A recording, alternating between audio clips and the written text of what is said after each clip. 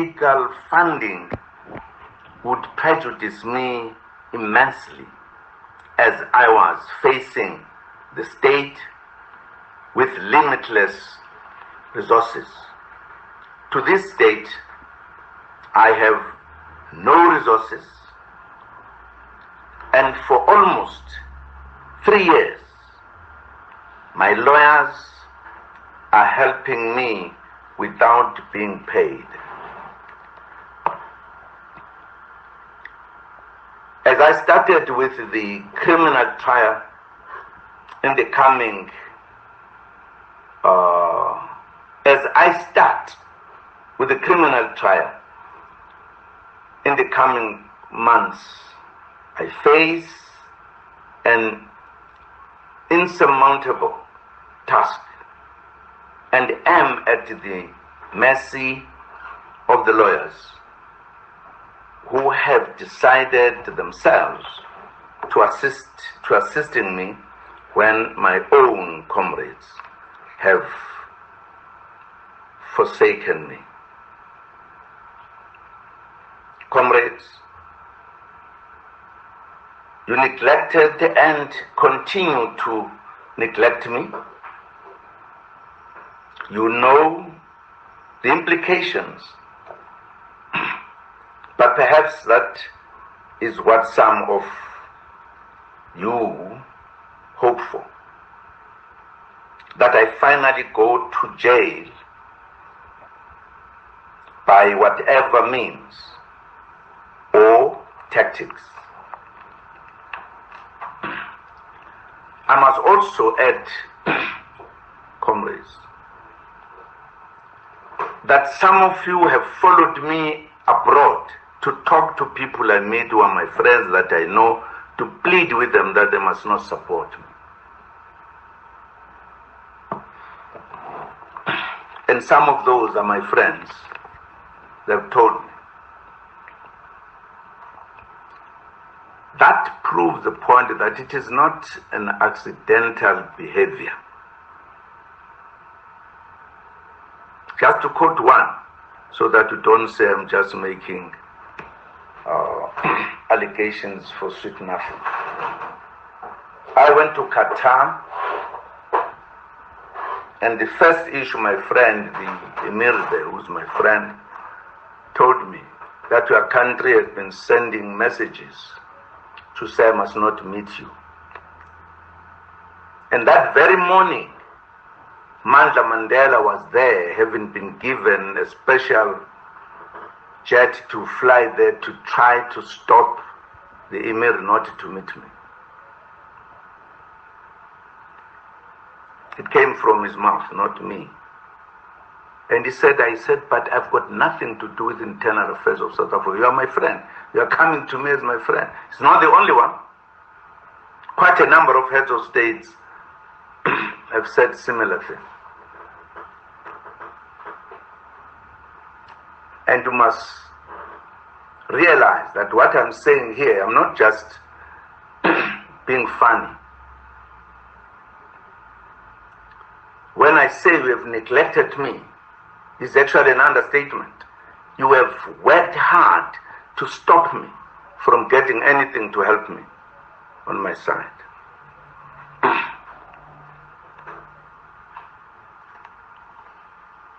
And you appreciate why, therefore, I take this line that perhaps this meeting, so many other things have been happening, nobody has ever wanted to see me to discuss those matters. Only when I say I'm not going to this commission.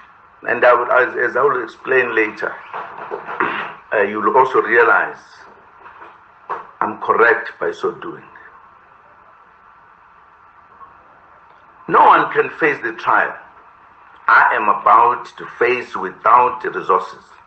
But because of Jacob Keletlik is a Zuma Mhlanganyelo, only me, I'm going to face it. But my own comrades have facilitated that I must be suffocated financially so that I am buried once and for all for crimes I did not commit. Fortunately, and with no resources, but alone with my lawyers, I will fight to prove my innocence and will endeavor to reveal who the criminals are in our movement. Lastly, comrades, when I first appeared at the commission, I reluctantly made serious statements about the constitutionality of the commission. What I perceived what I perceived it to be my final grave. And I said so there. You recall this. I also raised the issues, some of the issues I'm raising here. So it's not like I've just turned around to raise issues. I said it was unconstitutional. The one who established it, I was forced by the judiciary to establish a commission in a wrong manner. Again, I was neglected and ridiculed as you look other way. I hope you understand that I raise these issues frankly because you are my comrades and you are the only forum at which I can confront these issues. That is why the ANC taught us that we discuss the matter. We don't shy away from them.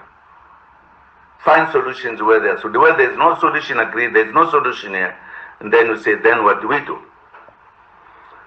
Comrades, as you come here to persuade me to go to the commission,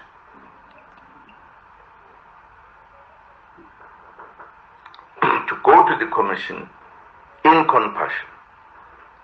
The irony is that you are ignoring my concerns, which I have legitimately raised. It is further evidence that you would rather my rights be trampled upon than upset the powerful classes in society who want to suffocate me. If you cared for me, you would join me to tackle the issues I raise. You would confront what threatens our democracy. I am no threat to democracy or the rule of law. If anything, I will fight for it. But if I believe they are being abused, I will stand up. Lastly, comrades, I feel that you come here under false pretenses. It is not that you have sympathy for me. This is part of your ruse in the public's eye. While you comfort me with words of support, your actions loudly speak and say that you do not care. And in fact, some of you wanted to see me in jail by hook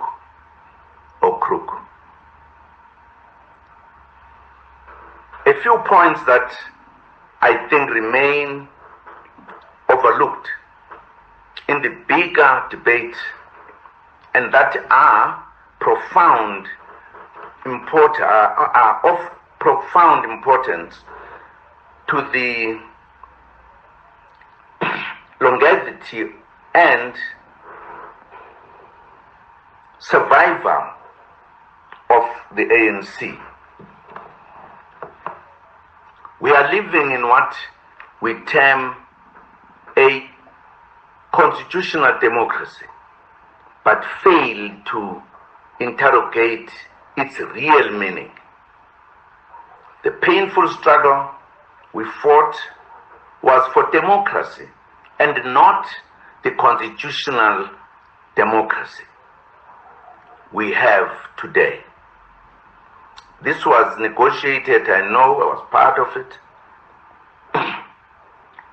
But it is the manner in which it operates that has begun to give me to rethink it.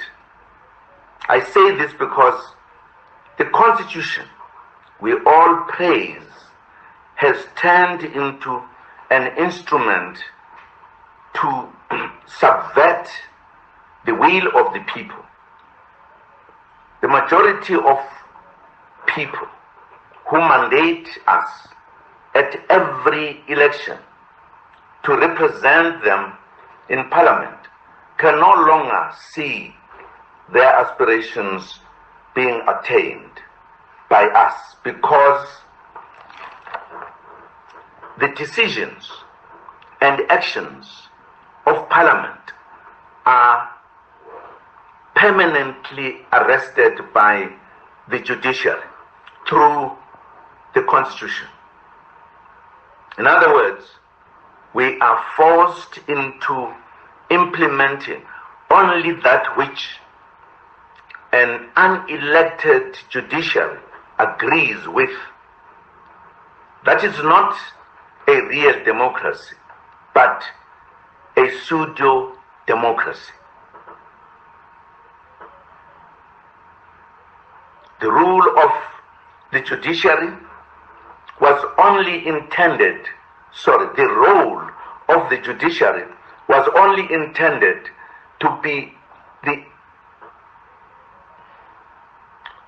enforcement of the law, not to control the outcomes of a democratic process. What are we doing to fix this? How can just 11 people have so much powers to control a whole elected legislative assembly? Isn't this a little bit funny? We fought for democracy, the majority rule. Once the majority rules, the majority rules. What happens when they are wrong in the decisions they take? I think it will be a disaster. What happens when they are turned into counter-revolutionary force against the people? What happens when they assume more powers than they are allowed? What happens when they unilaterally dissolve Parliament tomorrow and establish their own structure in place? What will we do? Will it not be too late by then? There is something fundamentally wrong in this model. I know I'm coming to a debate which you may feel is unfair, but it is after the experience through which I've gone, having occupied certain positions, observed what is happening, and that's why I felt within you I can raise these matters. And it is our task, as I remember, as the liberation movement to rectify this. If at all we agree, we may not necessarily agree. Why does the ANC now leave for opposition and media approval instead of following the resolutions of its structures? There are many resolutions that don't enjoy support in our position and media, in our opposition and media, and those are swept under the carpet. Yet it is the media and opposition that put the ANC for people to step aside, and the ANC bows to that pressure, ignoring how divisive this approach is to the organization. What suffers the most when we are being divided in this way by our enemies? How is ANC going to account to its members for removing their elected officials through an unknown process to the movement, or by the unknown process with the movement? I remind you that it is disingenuous of this leadership to now say they support me when it was this very same leadership that discouraged and rebuked members who wanted to show me support in my court appearances. I therefore grant the following orders. A. It is declared that the decision taken by the National Prosecuting Authority during or about 28 December 2007 to prosecute the applicant, a copy of which is annexed to the applicant's founding affidavit as Annexure A thereto, is invalid and is set aside.